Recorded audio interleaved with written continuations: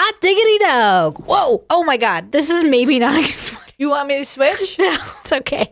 That's why I'm honestly not drinking. I've already had some muscle relaxers, so I don't think I can do beer on top of that. You have to drink. That's the point of this She's show. having a shot. Yeah, I'm doing a shot. What's up, everyone? Welcome to the Talk Murder Me podcast. Welcome to this live stream. We record every Saturday at 1 p.m. Eastern Standard Time. I think we're back on schedule with that. And you can find us on any podcasting app. I will say for the last episode, for part 2 of Tony Karitzis, the hostage, thanks to our Discord members, Shram and Chris, they alerted me that not just those episodes, but the entire Talk Murder Me podcast was behind a paywall. And I did not mean for that to happen. So if you try to download it and it wouldn't let you because it was behind a paywall, please unsubscribe and then resubscribe again. So Apple did a new update, and that's why it put it behind this weird, it was something that messed up in it, right? But just unsubscribe and then resubscribe again, and everything's fine. So that's it. And cool. I'm sorry about that. We're also switching podcasting host, which may had something to do with that. It is a beautiful day in Charleston, South Carolina. Mm-hmm. Beautiful day. I'm here with Jen and Nicole. If you like this, listen to our sister podcast, Among the Dirt and Trees, True Crime. And that's about it for me. If you want to stay for the next episode, because I have 2 crazy episodes today. You're not going to believe either one of them, but they're both 100% shocking and true. And if you want to stay for that second one, you got to be a top tier supporter, patreon.com/talkmurder. You can go over there and we're going to record that right after this. If you don't have the funds, don't worry about it. That episode will be out on Wednesday of next week at any podcasting app. So there you go. Boom. Yay. I'm getting better at that. You are. That was very smooth. Thank you. Well, we do have a surprise shot today. I don't see Courtney on today,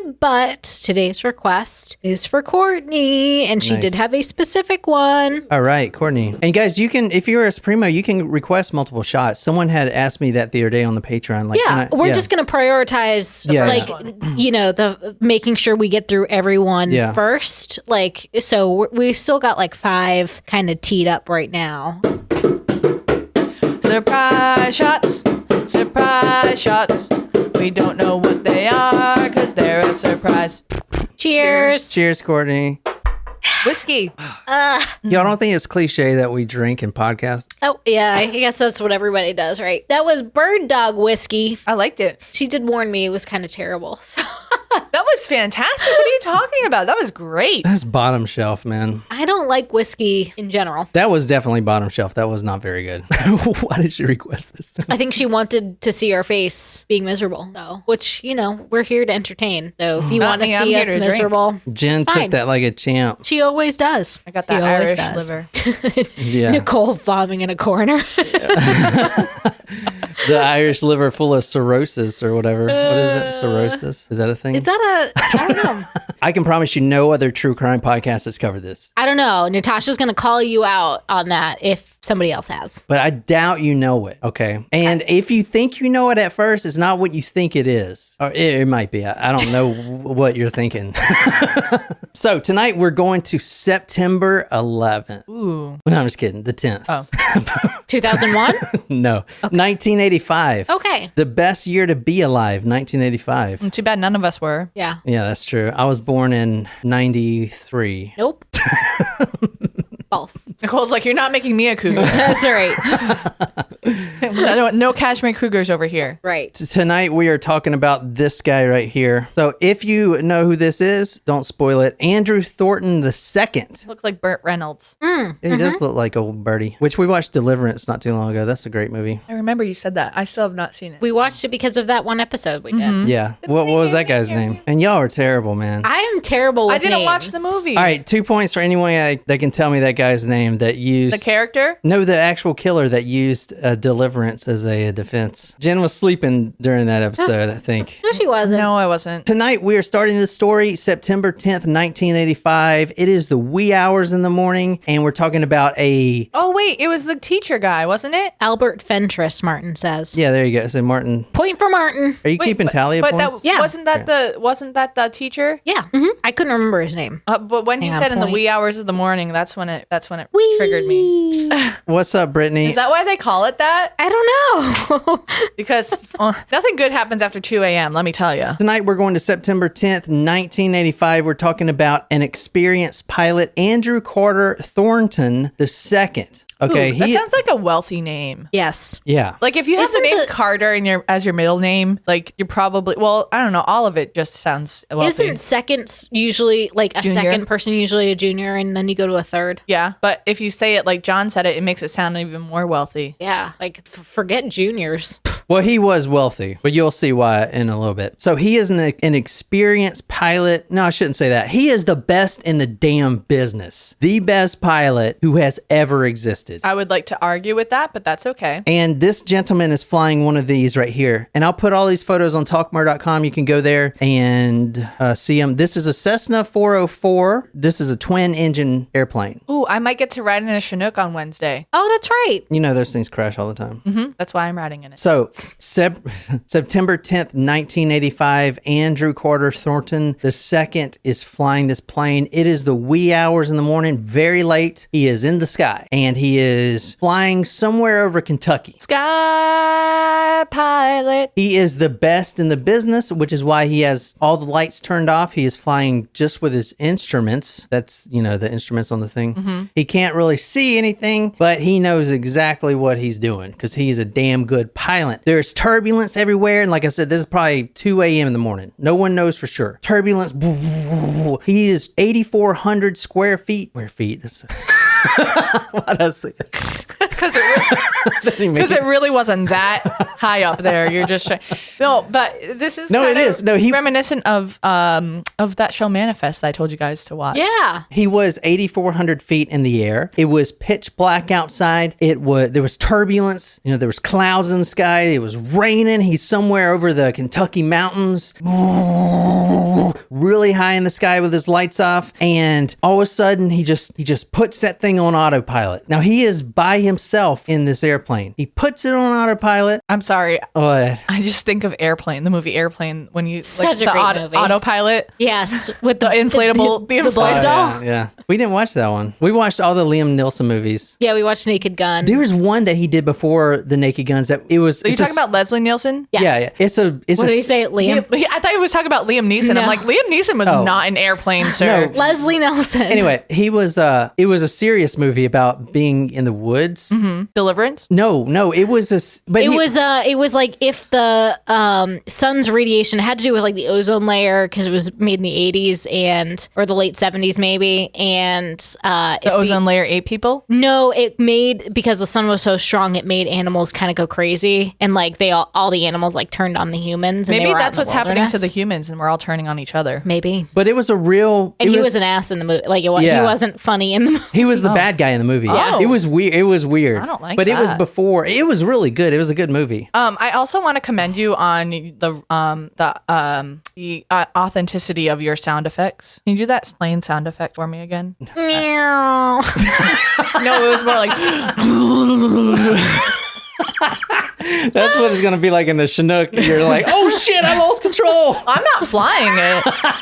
I'm just gonna be in there. All of a sudden, he puts on the autopilot, ching, and then now this is pitch black, so there's no cabin lights. How many passengers are on this plane? 0. It's just him. Okay. It is just this guy, the best in the business. He puts the autopilot on. He gets up. He stumbles around the cabin because he can't see anything. He doesn't have a flashlight? It's 1985. I mean, they had flashlights in 1985. He had a flashlight, but he grabs this thing on the wall, this pack, this parachute, and he straps himself in to this parachute. And he abandons his plane? This plane is flying at 8,400 feet. So when autopilot's on, it just flies. It doesn't like cruise control. Yeah, exactly. So it just coasts the whole time. So it'll fly for another 100 miles or whatever until it crashes and run out of gas or lands itself. Right. Which that would be awesome, but it probably would never happen. No. So, but I mean, I'm sure Tesla's working on that. He puts it on autopilot. He puts on his parachute. He is flying over Knoxville, Tennessee. He opens the sliding door.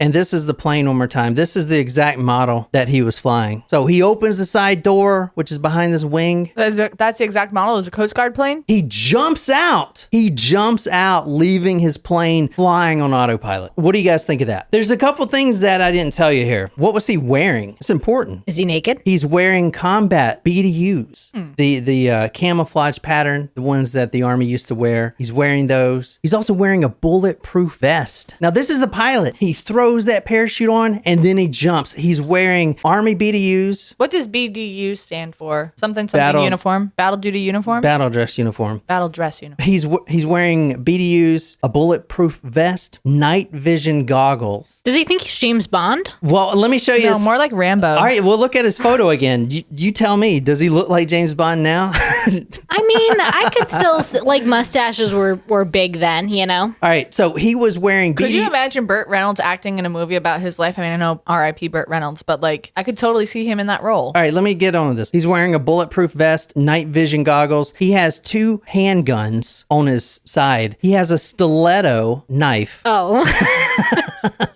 It was like he's wearing pumps. He also has the airplane keys in his pocket. He also, around his waist, has a money belt with $5,000 in the belt and 6 Krugerrands, which is a very valuable South African coinage. Krugerrands. What the fuck? Just listen. I've actually heard of that coin before.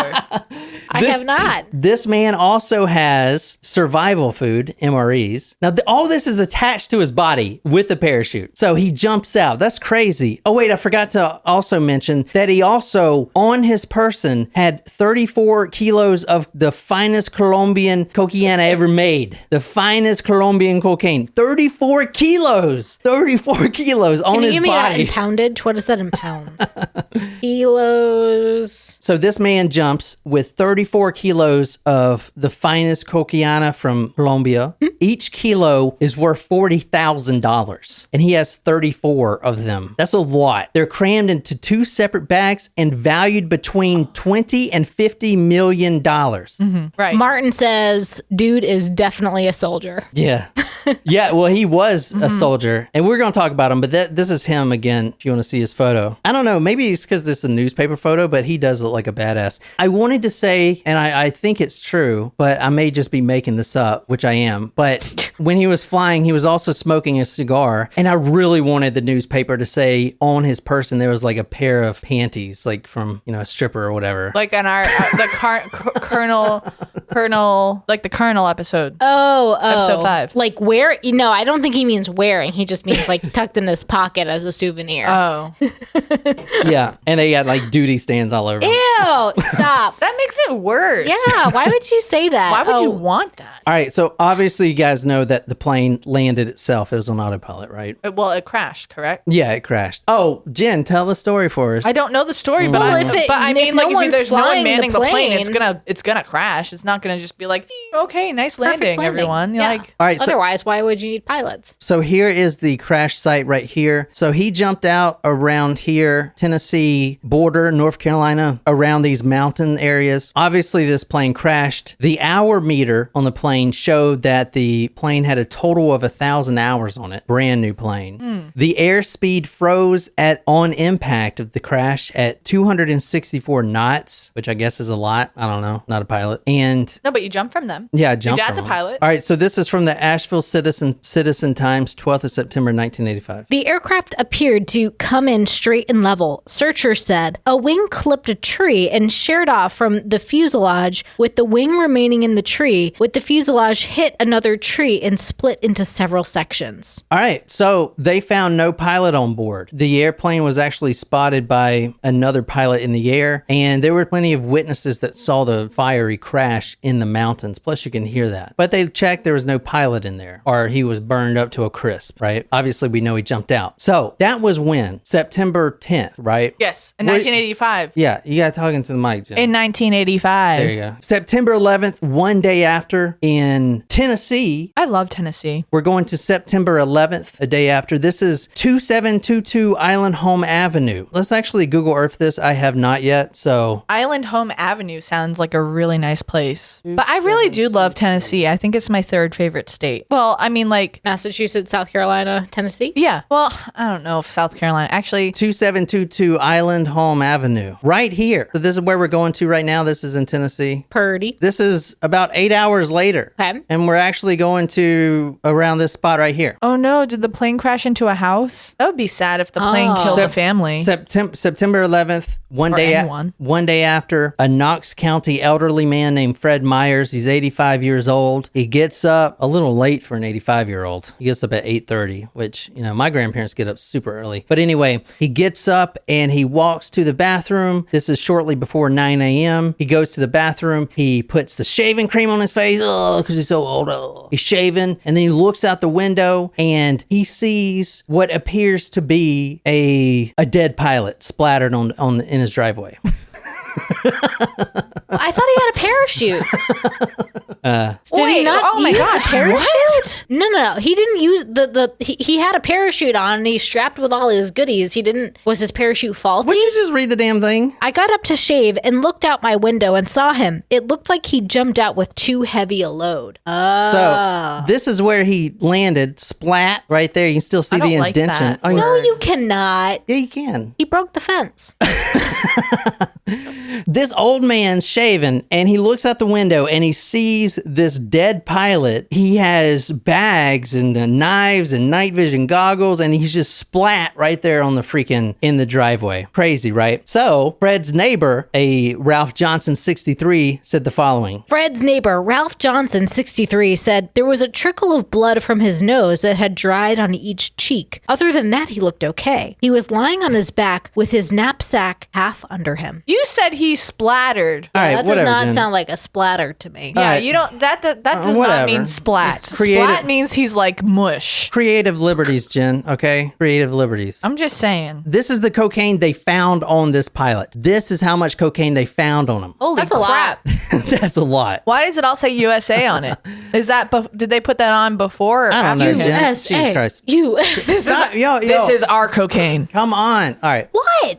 We're adding banter. All right, so it says the drug agents display some of the bundles of cocaine carried by Andrew Thornton. This isn't even all of it. Isn't that Oh, crazy? wow. That I mean, he must have had that strapped like not even like a belt. That's like 3 layers of belt. That's a whole. Maybe it wasn't a bulletproof vest. Maybe it was a cocaine vest. Good point. So what do you think? The parachute was faulty? Because Well- if that was to happen, and that's happened to me once, but well, you have like a reserve. Does it, does weight matter with a parachute? Fuck yeah, it matters. But you Yeah. have to have certain grades of parachute, right? Don't they make higher weight grade parachutes, or am I making? I that don't up? know. No, I mean, I don't know what parachute he had. It was probably a pretty good one though. See, I heard that that when your body is jumping from a plane, like it's such high adrenaline, there have been people that have survived Yeah, a jump without a parachute. yeah, there's a few people. Yeah, but you break every bone in your body, but you survive. No, there's one guy that didn't break anything. He fell into it was in the Arctic and he fell into the Water? soft snow. Oh, But so if it was, so did he not pull the parachute or? no, it was a faulty parachute. So it was a faulty parachute. He also tried to pull the reserve parachute, but so the reserve parachute, I don't know if it's like what he had, but when I was jumping, you had the main parachute on your back and then you have a reserve parachute. We call it the oh shit parachute. It's like in front of you, like right above your pubic region, and you just pull that string or that line, and then that parachute actually comes out in front of you. So you would be like You would get Yeah. on your tilted. back almost. So Yeah, how, it is literally like so you won't die parachute. It's So- not like I'm gonna land really nice. It is the last fucking resort type of shit. So can I ask you? But there was someone in the 82nd that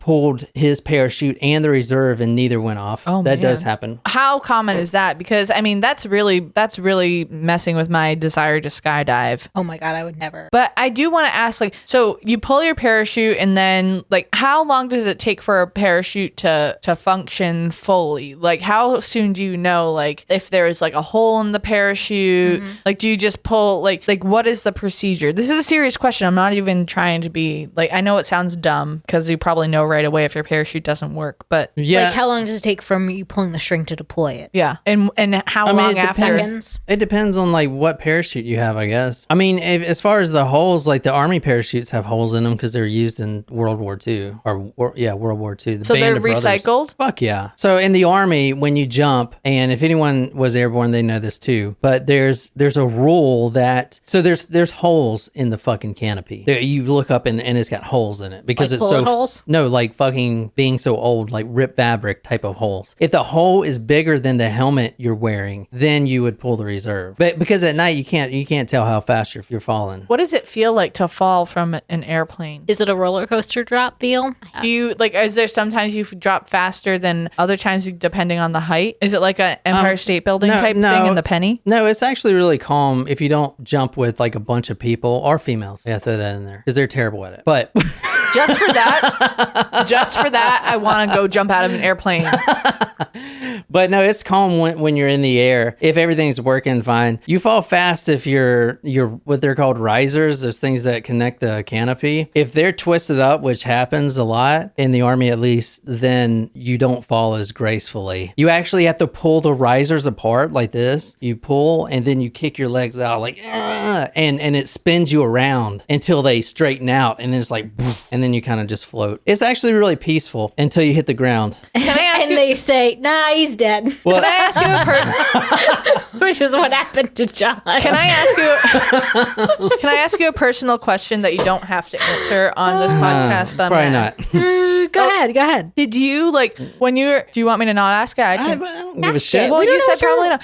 Now, did you choose to jump out of the airplanes, or was it like this is your assignment? Did they choose or did they choose you to do it? You don't have to be smart to jump out. I mean, because you don't jump. If you don't jump, they push you out. You don't have to be smart if that's what you mean. It's not like some specialty. No, I think she's asking like for what you went into in the Army. Was that like a requirement, or Yeah, did you it's a re- volunteer for? No, it's a requirement with my job. Not everyone goes into the Army to do that. like for. Oh my yeah, God, this yeah. is going way too long. All right, Sorry. let's move on with this. It was a All good right. question. I was just interested. I'm interested in learning about my friends' lives.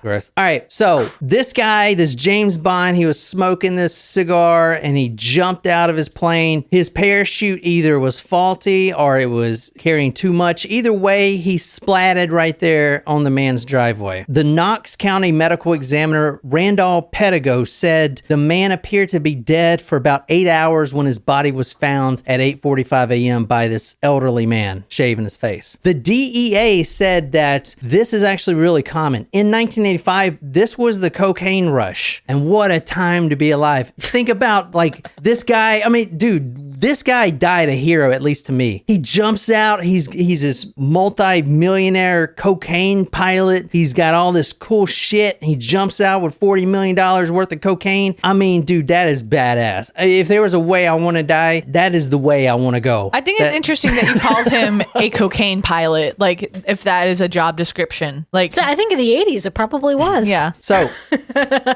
the DEA said that around this time, there are these hidden airstrips all over the Appalachian Mountains, and they provide good cover. They're kind of like these clearings. They're not really runways. They're just known to the Colombian cartel and the pilots, right? If you go back and listen to Boys on the Track, this is like what Bill Clinton was doing in that time period, too. He wasn't the flying the airplanes. Let's No. make that very very no, clear. he was just running all the drugs.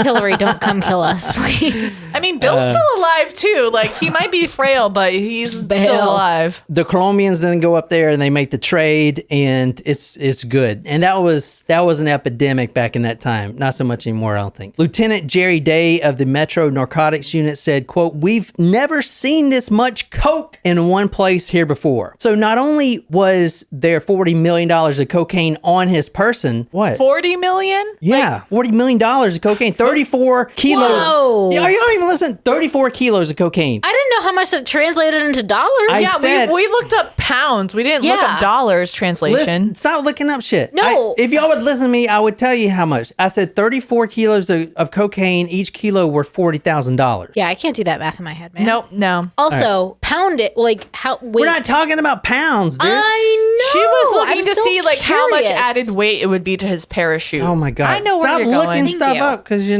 messing the story up. Oh. Let me talk about this guy. Andrew Thornton II. Born October 30, 1944, Bourbon, Kentucky. One reverend said, I have known his parents for 9 years now, and they're the most highly regarded families, yada, yada, yada. Grew up private school. He grew up in a polo school, military academy, ROTC, dropped out, joined the Army in 82. He was in the 82nd Airborne Division, lead the way. That's your division, isn't it? Purple Heart candidate in 1965 invasion of Dominican Republic, a degree in law enforcement, and he actually worked for the CIA at one point as a pilot. Then he became the head of the company, which is the biggest drug smugglers in Kentucky. That's all him. That's all we're going to talk about him because he's not even the main character of this story. What you mean? Wait, but so I'm sorry, I got confused. You said, it was the 82 when he joined that division, but he was in the Army before. It doesn't matter about him. I didn't do his story. He's cool as shit, in my opinion. And it's cool that he splatted on the ground and all that stuff is pretty cool, and all the cocaine and stuff. I think that's pretty cool if you like that movie Snatch. But that's not the story we're talking about tonight. Oh, what is the?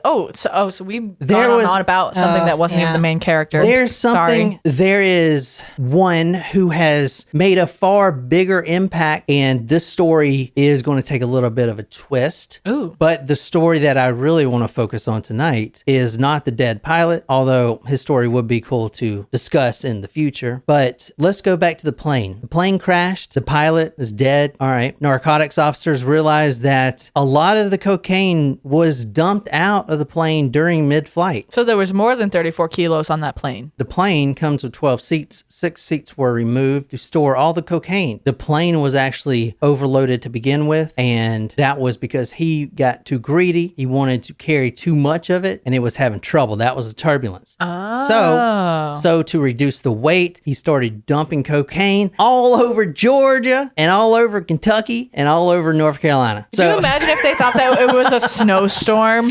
Like, what is this? Kids are outside making snow angels. Wow, let's catch some snowflakes on our tongue. Oh, that was not a good movement. The narcotics officers had found one previous stash of 100 pounds earlier the same week that the pilot was found, and that led them to Fannin County, the Fannin County Mountains, which is 80 miles north of Atlanta and south of the Tennessee line. Do you want to see that on Google Earth or not? Yeah. Yeah. Let's We Always. love Google Earth. My favorite. Google Earth? How you spell I heard that too. How you spell Google Did you Earth? hear that? Yeah. I didn't mean for that to happen. How you spell Do you think Google that's Earth? what the plane looked like? Look. Maybe. Yeah, man. Fannin County Mountains. You go here. So the mountain range. So this is the right place because this is where the plane crashed here in the Nantahala. in the national forest. So around Blue Ridge. Yep, right Okay. around Blue Ridge. Right here in Blue Ridge, in the mountain areas, the DEA found some of the coke stash. Oh. They found 100 pounds of it because he was dumping it. All right. So that led them to right at the Tennessee line, and they found something else. And well, in fact, a local hunter was out there, and he calls in and he says, I think you should y'all need to see this. Y'all ain't gonna believe this shit. This was about 100 yards away from where they found 100 pounds a few weeks earlier. Hunter finds what is the most shocking thing he's ever seen in his life. He calls it in. The DEA, the cops get there, the narcotics agency, and this is from the Associated Press. From the Associated Press, December 22nd, 1985, investigators searching for cocaine dropped by an airborne smuggler have found a ripped up shipment of sweet-smelling powder and the remnants of a bear that apparently died of a multi-million-dollar high. Whoa. So this... Could you imagine an episode of Winnie the Pooh that finds cocaine? Cocaine instead of honey? This is... Oh, Tara, I don't think that you should eat it. No, we should eat it. Oh,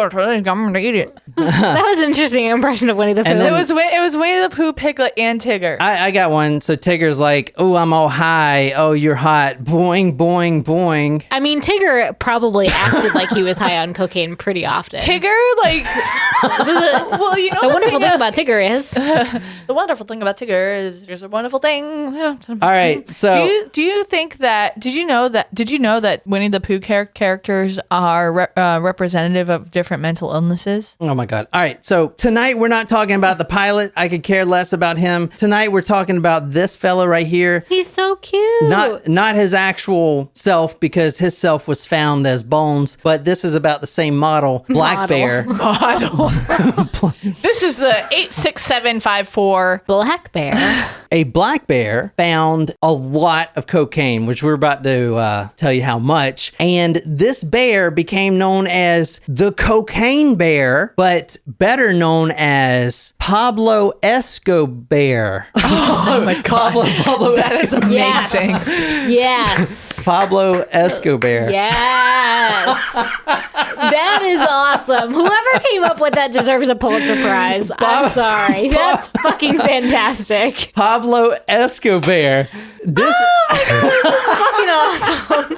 Did you guys see the video of the mama bear helping the baby bears across the street? No. It was cute. Did you watch I know we did this on a live, one of the news, the headlines? What was the honey? It was like it was like a high honey, and the bear was like Yeah. super high. the mud honey or whatever. Yeah. Oh my God, it was really adorable. I mean, see it was that. non-life threatening to the bear, but he was high as F. All right, listen, guys. I know we all feel sorry for the bear, but let's view this bear, the cocaine bear, Pablo Esko-bear, as a national hero. He died of a, quote, multi-million-dollar high, but that's an understatement. Gary Garner of the Georgia Bureau of Investigation said the following. The bear got to it before we could, and he tore the duffel bag open, got him some cocaine, and OD'd. There's nothing left but bones and a big hide. So this is right by where the cocaine was initially. He basically went a few feet and died within 30 to 45 minutes. But this black bear weighed almost 200 pounds, has been dead for 4 weeks when they found him. This is where it gets crazy. This black bear, Pablo Esko-bear, consumed 40 packages of cocaine. How many pounds are in a package? Well, it's 1 kilo per. Oh, look what's on the screen now. Oh my God, it's Winnie the Pooh. Stop. He's looking for cocaine. Y'all have ruined Winnie the Pooh for me. There's a horror movie called Winnie the Pooh out there. No, I know. You showed us that. The new thing. Bruins jerseys are, well, not the new, but the retro throwback Bruins jerseys are called Pooh Bear jerseys. Officials believe the bear and maybe some others ate several $1 million worth of the cocaine. Each of the 40 packages is believed to have contained 1 kilogram of cocaine, or about 88 pounds in all, and valued at as much as $20 million. Guys, this bear ate $20 million worth of cocaine. There he is right there.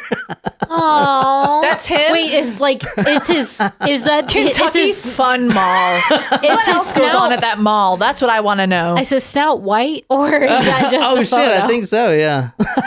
Here's the story, guys. Think about it. You have these DEA officers and these hard ass guys. It's like, oh, and what do they want? What do they want more than anything? These To stop the war on drugs. No, they don't fucking care about that. These narcotics officers, they want to see their face in the paper with that big old smile with $20 million of cocaine laid out. So imagine they get to the spot where $20 million of cocaine was 4 weeks ago, and instead of that picture of them smiling, with the senator with a thumbs up with all the cocaine, they have a bear that consumed all the cocaine, aka Pablo Esko-bear. But to be fair, I mean, the bear kind of did their job by getting cocaine off the streets.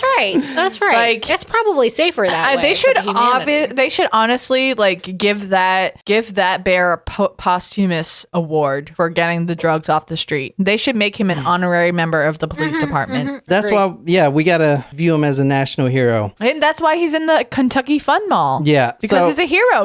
There are $20 million less worth of customers out there. The bear was 3 to 4 years old, 5 feet tall, and if you want to read the autopsy. Was it a male bear? Yeah. So he was young, 5 feet tall. That's small for a black bear, I think, right? I think so. Yeah, it was about 200 pounds. I thought it'd be bigger too, but I guess it still is small. Maybe he was a cub. But he was fucking high. Underage drug use is not good. It'll kill you. I mean, he basically ate 40 of those bricks of this cocaine. He must have been fucking on the moon, bro. I mean, he died super high. I mean, but that's so sad. Like his heart, he was probably beating probably so fast. exploded on the inside. I know. That's why it's sad, but that's why it's more sad than that dead pilot splatting on the freaking pavement. Yeah, I'm more sad about the bear.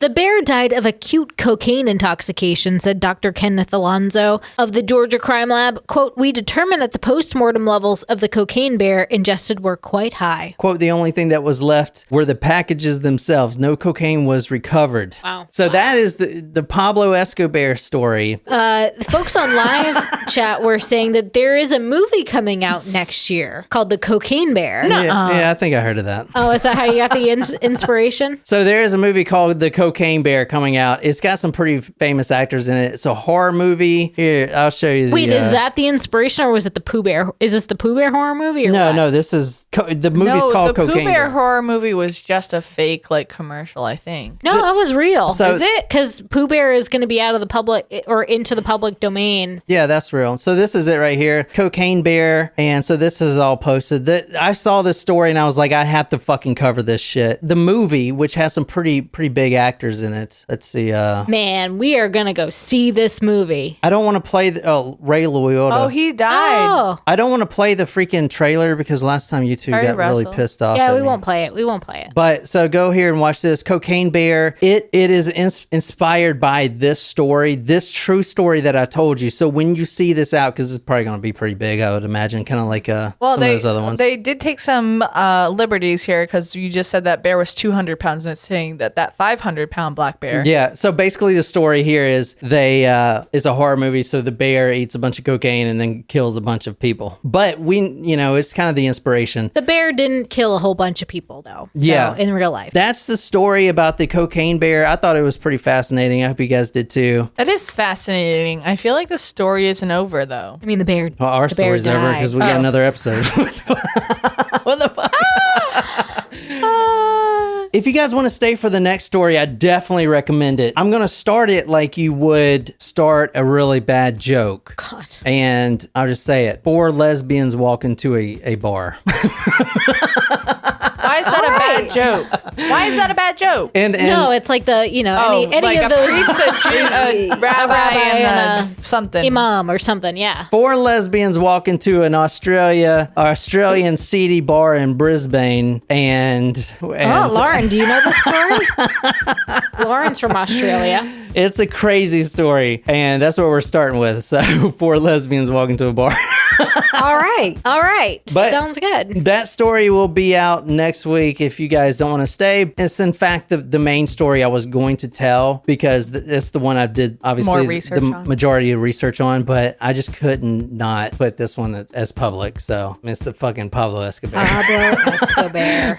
But so anyway, that is what we're doing next. It's a crazy story and you guys will love it. So patreon.com/talkmurder if you want to support us and stay on for that. And that's all I have about this story. I hope you guys enjoyed it. Kind of short, but that's all you're going to get with the Cocaine Bear. So this is John. I'm sitting here with Jen and Nicole. This is Talk More to Me podcast. And until next time, good night, you lovely, lovely people.